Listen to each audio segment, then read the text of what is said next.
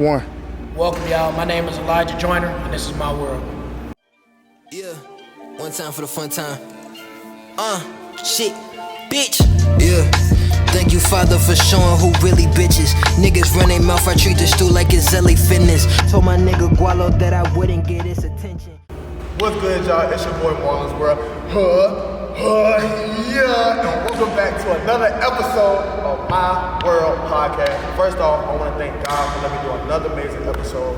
Always, if it wasn't for him, My World Podcast and Marlon's World wouldn't be a thing.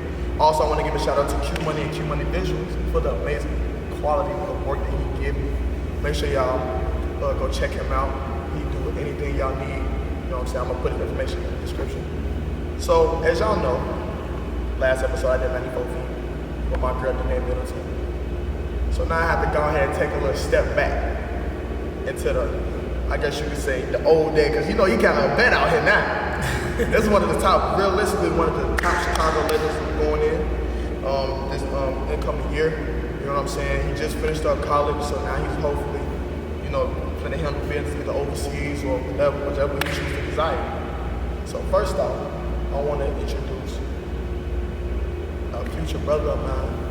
I want to also appreciate him for coming up on here, because once again, y'all, the people that come on my stuff, they taking the time out their day to come on here and really give y'all the best quality of work and to show the inside look on them. So I always want to show gratitude. So with no further, y'all see me with the jersey. You feel me? No other than Elijah Joyner. Welcome, bro. Nice to finally have you on here. I met the man at the Bros.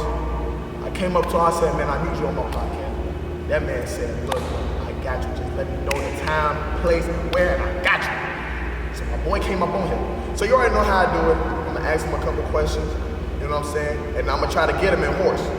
You know I lost last game, so I'm 1-0 against my clients. So hopefully I might get 1-1 today. You never know.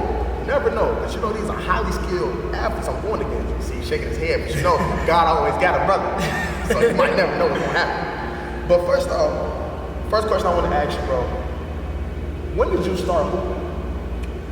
So I first started playing basketball in my grandfather's backyard when I was like 5. That's when I was just outside. But when I started playing like series, you know, I played for my Uncle AAU team, and I didn't play. What was the name of it? We was the BYSA Glory. It was out there in Broadview, black and gold team. Yeah. Okay. When what grammar school did you go to? I went to Duke Ellington Central. We weren't really a big basketball school, but I'm probably the only basketball player to come out of that realistically. For real? Yeah, I don't think nobody else came out of that. Well, hopefully we're going to see some more coming soon, because these young cats now, everybody just able to play the game of basketball. So, for sure. Another question. You went to Curie High School. You probably one of the top players that ever come out of it. Before I want him to talk, I'm going to give y'all his accolades. The man, first off, was rated a 3-star prospect by Rivals.com, Scout.com, and 247sports.com, and was rated as the number 18 combo guard in the country. Also ranked as number 8 player and number 3 shooting guard in the state of Illinois by Prep Hoops. Shout out to Prep Hoops. They always make sure we get the best quality stats on our athletes. And within them 4 years, he was able to average 19 points, 6 rebounds, and 5 assists. You know what I'm saying? He earned first team All-State honors from the Illinois Basketball Coaches Association and first team All-City recognition following that campaign. Also earned the All-State Special Mention honor by the Chicago Tribune and named All-Area by the Chicago Sun-Times. Outscored this one game, and I know he remembers this like it was yesterday. This man outscored number 4 Kenwood by himself with a 40-piece chicken nugget, no sauce. No sauce. We talking about no sauce, bro. 11 for 17 from shooting. I don't know if y'all know basketball. Excuse my language, grandma, because I know you're watching this. But that is a damn sure good-ass shot percentage. You know what I'm saying? And it's hard to shoot. Anyways, I want you to tell me how your 4 years of Curie was. I want you to take me from freshman to senior year. Man, so my freshman year, I played Far South. Some people call it JV. We call it Far South in Chicago. But I played Far South and our varsity was the #1 team in the country. We had Cliff Alexander, Joshua Stamps, Joseph Stamps. You know, we had some guys on that team, Devin Gage, and it was pretty much set up for the guys next to do what they do. Either you take advantage of it or you let the opportunity blast you. So they was #1 team in the country, one city. It just opened eyes for everybody, like who's next. So I ended up starting my sophomore year. You know, I was decent. You know, I played point guard. I did my job. I wasn't really trying to do too much. I just wanted to be on the floor and help us win games. Then junior year came. That was pretty much going into that summer was my breakout year. So I'm shooting the ball more. I'm getting more confidence about myself. You know, I'm working hard. I'm working out and understanding that I'm getting offense now. It's a different game now. It ain't the same game I'm playing. I'm preparing for the next level now. So going into junior year, you know, we had a really good team. We was pretty much #1 in state pretty much the whole year. You know, we worked hard. Practice was probably the most competitive it's ever been. You know, guys getting into it, you know, that created a good team, you know. Yeah, always. We ended up winning state that year. That was a big year for us. Then going in winning state my junior year only put more pressure on me my senior year. We had guys transfer. Devin Gage and I'm going to DePaul. He was a big addition for us my junior year. So senior year, it's on me, Monte, and Terry Smith Jr. to, you know, do what we do. We ended up being top 10 in the country that year.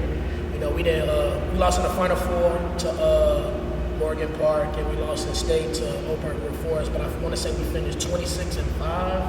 So, you know, we had a pretty good year. We didn't win state again, but, you know, my high school career, you know, I want to thank Coach Mike, J.O., and Coach Larry, all those guys, Coach Meek, because they molded us together and created a discipline in us that stick with me past basketball and just past high school in general. So, as some people know, my boy went to Tulsa. Before I continue, what made you choose Tulsa out of all? Because you had at least 10 plus Division I and off. The thing about Tulsa is the recruitment is kind of weird. You know, a lot of guys don't know, but like, there's a list of guys that's in front of you, and if you're not the #1 guy, you know, if they can get the #1 guy, they're gonna get the #1 guy. So I had schools like Iowa State. Iowa State offered me, everybody stopped recruiting me because they thought I was going there. They ended up taking a guy from Oak Hill, who was probably higher than me on their radar at the time. And the same thing happened with Missouri. So 2 schools that I was potentially gonna go to, that's what happened. So when I went on my Tulsa visit, I just had a gut feeling, you know. Frank Haith and Coach Kim English, I think they did a very good job of recruiting me and keeping it real with me and helping me understand that they're gonna teach me life skills and understand how to play basketball. Like, I don't think I would have learned how to play basketball with the knowledge that I have now if I didn't get the opportunity to play for them. So was that transition, that's another one I asked, the high school to college, how was that transition for you? For me, it honestly wasn't that hard. You know, I had to make some adjustments to my body physically because I wasn't physically, you know, big enough. I'm playing against 24-year-olds, 23. Yeah. I'm only 18, and I didn't redshirt, so I played right away. Yeah. But talking to my coach and let him know what I wanted. I told him I wanted to be top 8 in the rotation as a freshman and play at least half the game. And he told me, I think you can do that and more if you put the work in. So when he told me that, I knew that, yeah, the sky's the limit. I could take off from there. Why you want to handle business? Because you've been doing that since here. Yeah. You know what I'm saying? I feel like for a lot of us, not only basketball athletes, but all athletes in general coming from Chicago, we all got that grit. Facts. You know what I'm saying? I don't think people really know what we kind of go through mentally, physically, you know, dealing with all the stuff going around us as far as just being in the Chicago environment. So seeing a lot of our brothers and sisters make it out is truly a blessing. So shout out to y'all as well, not only to him, but all the brothers and sisters that's making it out there and still doing their thing and handling their business. So, like I said, you know me, I always do my research. Your first year, you got in, you was able to play, like you said, you was able to get in half of the games that you won. You was able to actually play the whole entire season. Yeah. But you wasn't that guy. When did you realize that you wasn't that guy yet for the team? You realize it right away when you come into the first practice and you got seniors, super seniors that's 24 and they've been putting the ball in the hole a little bit longer than you. You know, they stronger, they more conditioned, they're more vocal, they're older, they're more mature, they've been there. So I had to find a way for me to get on the court. I wasn't getting to the basket. I wasn't strong enough or quick enough as the guys to get to the basket. So I made my living shooting threes and guarding the best player on the other team. Every day in practice, I guarded our point guard and I went hard. I went on him every day. Like, I didn't take a day off. So I think that kind of set me up for where I was towards the end of my career. The mindset that I had going into it, some guys be like, I ain't playing, man. I don't want to do this BS. I took a different approach. And when the coach told me I could play half the game and told me I could get more, it's like, all right, let me put myself in a position to get more. And that's what I did in practice. Practice make perfect. I don't think practice make perfect, make permanent. That's a whole different. Nah, we're gonna talk about that one day. I'm gonna just give y'all a little juice. I want y'all to just rest on that for right now. So, as you got on through the course of your years, let me put my research out for you. This man he only averaged 3.8 points within his freshman year. And then towards the senior, he was able to average 11.3. So once again, I want y'all to understand, because I watch college basketball, I love basketball. Y'all might not think of it as like, oh, that's not too much. Doing that on that level, that D1 level, once again, he just told y'all what he had to deal with. And honestly, you gotta remember, it's constant athletes coming in and day out. With the D1 transfers, JUCO transfer, high school transfer, so you gotta deal with all of that. So for him to be able to touch the ball and get that for being able to play his game, but then them coaches, once again, shout out to Tulsa for letting him use their platform for him to hoop the way he needed to in order to get to where he is now in the future. That was probably his best year of shooting percentage. But then freshman year and sophomore year, he was shooting 36. That man's shot went from 36% to 45.6% from the field. That is a significant amount of outreach when it comes to shooting percentage. If you pay attention to basketball, if you really understand the game, that's an amazing deal. And once again, these overseas and NBA coaches, they seeing all of them. You know what I'm saying? And he, once again, like he said, he ain't doing nothing but get stronger, wiser, you know what I'm saying, more athletic, things of that nature, once he just got more in tune with himself and the game that he truly loved. So you graduated from Tulsa and you chose to go to Iona. What made you choose that? Rick Pitino, man, it ain't no other answer to that question. TCU was the second school, Illinois was third, Texas A&M was in there, and then OU called me the day I committed to try to check it out. But Rick Pitino convinced me more than anybody. He told me that you only got 8 months on the campus, you want to be a pro. I don't think none of these coaches can make you a pro like I can with the resume that I have.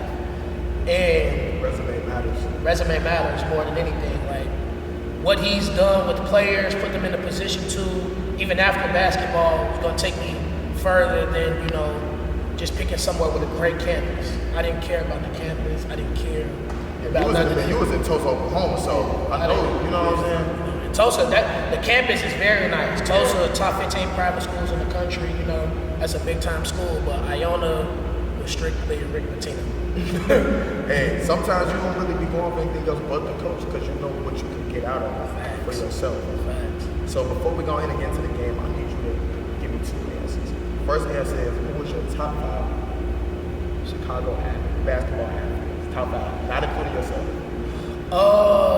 Pros or just everybody? All basketball. Derrick Rose, first and foremost, my favorite player forever.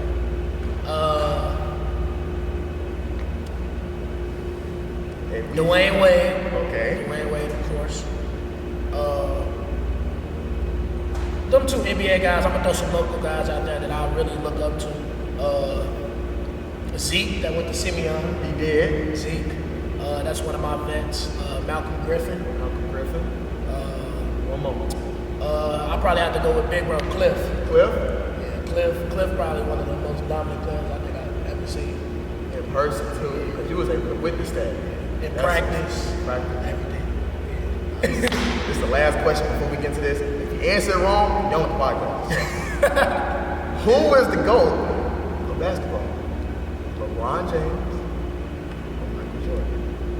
I'm going Michael Jordan personally. That's it. It was nice knowing y'all. I'm gonna tell you why. So look, check this out. Let me talk to you. So when we was growing up, I tell people all the time, when we was in elementary school, you either picked Kobe or you picked LeBron. Oh, LeBron. It was either Kobe or LeBron when I was in grammar school. Okay. And if you picked Kobe, you couldn't like LeBron. If you picked LeBron, you couldn't like Kobe. And it was like that for so long. I love LeBron James. LeBron's a good person, good player. But he ain't Mike, he ain't Kobe. He ain't either one of them. So that goes to show you what type of player he is. He ain't passing that motherfucking ball. Excuse my language. We'll see y'all in a minute. Welcome back to the last part of the podcast. As of right now, y'all know I gotta play a little game with my guy. Last game I played was Horse Future in My World, but now we're gonna play a new game I like to call 30 Seconds in My World. We gotta make a layup, free throw, and three-pointer within 30 seconds. You already know I'm 0-1 right now, so I'm trying to get another dub, you know what I'm saying? So I'm gonna go first. And, I'm finna go ahead and just kill him, you know what I'm saying? Cause I got the jersey on, so you know what I'm saying? It's a McDonald's, baby. Let me know. On you. 3, 2, 1. Go ahead, get that.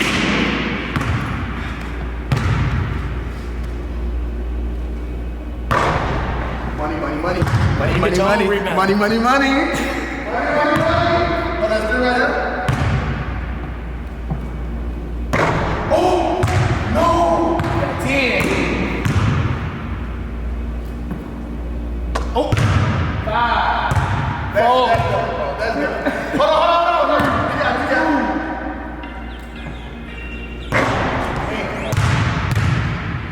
So, made it to but we finna, he next. So if he don't make it, you feel me? He might miss a free throw, he might miss a layup, you never know. So I'm gonna go ahead and stop 30 seconds. 3, 2, 1. Oh, see, I told y'all, he don't want it for real. Press the button, pass the neck down. And money time. You don't want it. You don't want it. Oh, I told you. I ain't taking time. 9, 8. Layups. See you guys. Welcome to my world.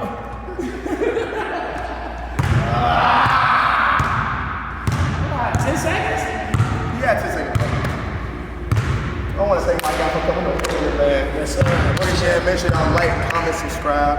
I'm going to put his information in below as well. Once again, this our world. Y'all just leave it in it. Peace and love. Yo.